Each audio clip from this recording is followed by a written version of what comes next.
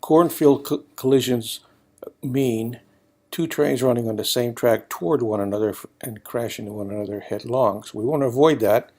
And the way we're going to demonstrate it is some algorithms we've written for our robot trains. We'll have two robot trains which will basically share a number of single-track mainline segments and have a number of runaround areas where they could escape one another and avoid collision. So we'll show that right now. The three collision avoidance areas through the runarounds are here in Gerardville, here in Ashland, and this rather long, elongated example here that we're showing. The single track segments that are shared are from here to here, from here to here, and from here to here. And so the way it works is they'll run at one another, and whoever gets to the zone will take the main. They'll both be programmed to use the main line as their primary route. The logic will tell them that if the primary route is not available because another train is there, whether it's a robot or a non-robot, was a very tricky solution, let me tell you. Anyhow, what we're going to demonstrate today are just two robot trains coming from one another. One will start here in the Hamburg area and run west to east, and the other one will start here and run east to west. Depending on who gets to what segment first, they will basically claim ownership. The algorithm basically says what track block you currently own, what the next one is that you own, and what the last one was that you owned. And basically this will follow you around the layout. In some cases, multiple blocks have to be reserved. As you can see, there's a number of blocks here separately, broken up by these turnouts. And there's also some over here. So basically what happens is it allocates the blocks, and then this allows the other train from grabbing it. In short, when the train that's running west to east, for example, gets to here, he's going before this guy gets to here. He will own this piece of segment right here, the main line in Ashland. So when this guy comes around the bend, he'll find out that he has to take this diverging route. Depending on where the trains start, how much delay we use, the runarounds could be used here. It could be that the east to west train gets the main line one time, another time the west to east train will get the main line, depending on the timing of things. And that's either here in Gerardville or here in Ashland. As far as this last runaround area, they are dedicated routes, and they will basically come off of this shared one, and the CSX, which is west to east, will take this route back to its starting position, and the east to west train will basically come around this way and come back on this track here.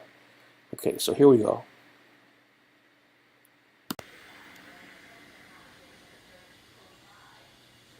The CX train is moving from Hamburg toward Pottsville. It's stopping for a moment to check ahead to make sure the signal is appropriate to its movement, meaning green or yellow, and the turnout also, of course, is correct.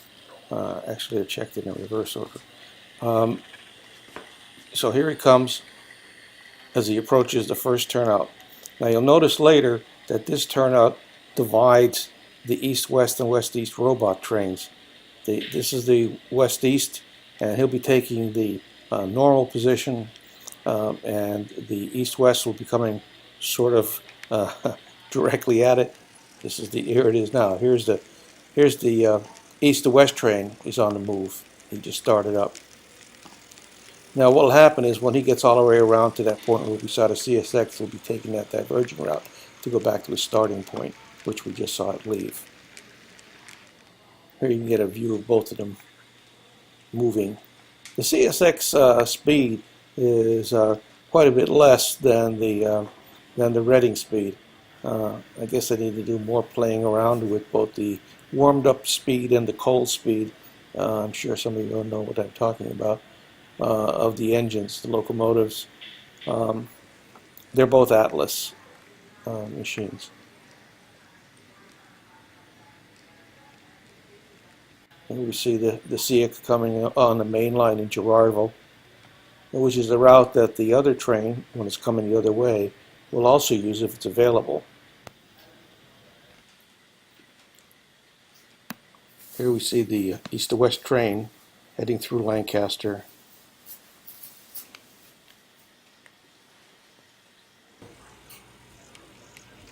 Coming past Indiantown Gap.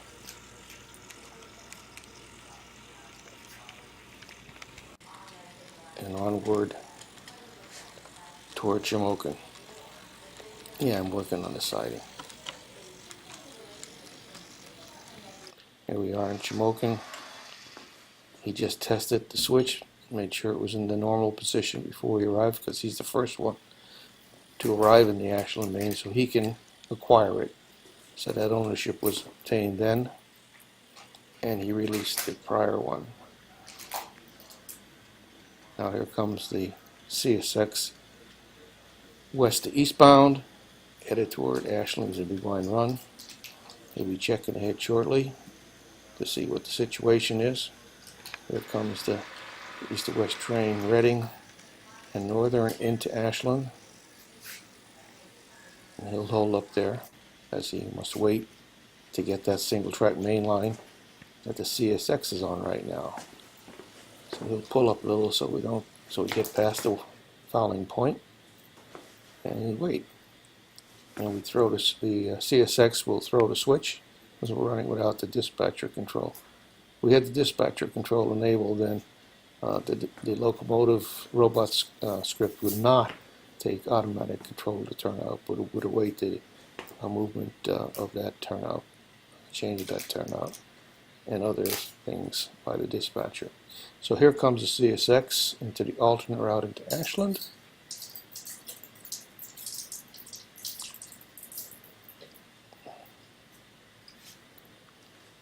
He'll cozy up with his brethren robot train.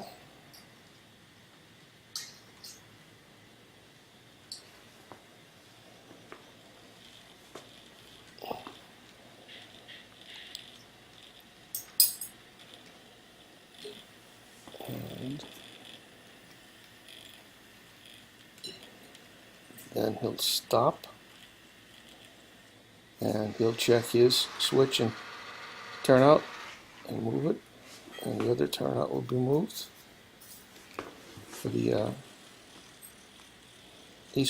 westbound train. So the east and westbound trains had to meet. They're each going on their respective paths. Now the timing of the release of the single track main lines on either side of the runarounds is key, obviously. Otherwise you can get into a deadly embrace, don't you see?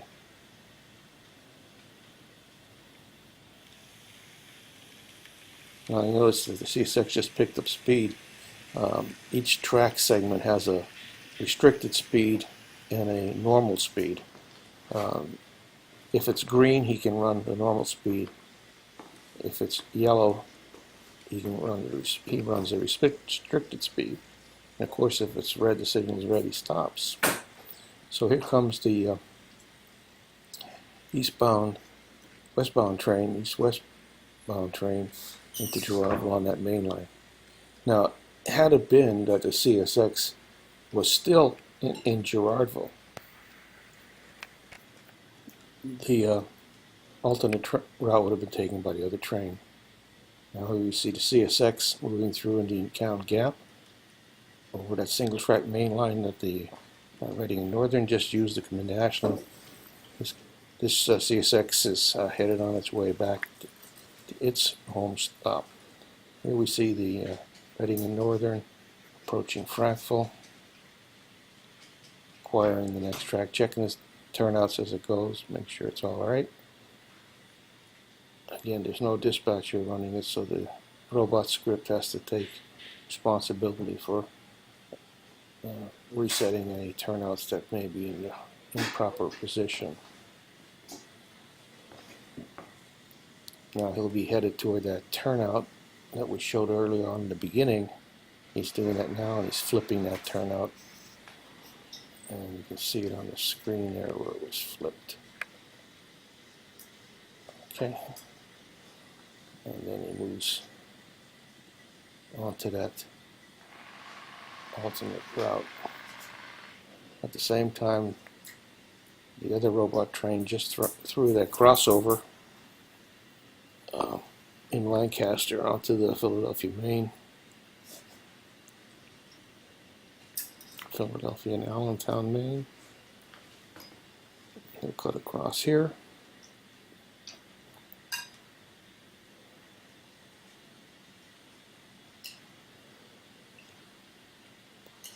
And at the same time, Reading and Northern is moving across Bethlehem. It's making a stop there.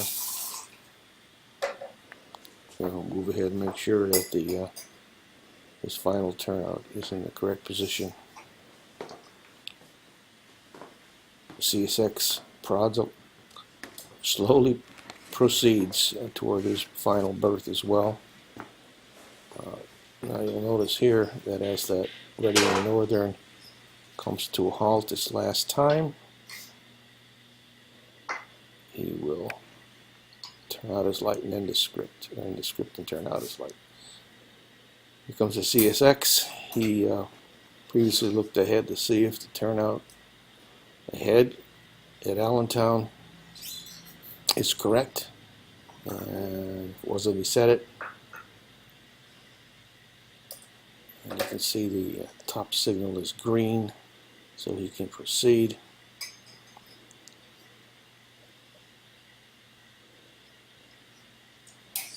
He's running at a rather slow, restricted speed.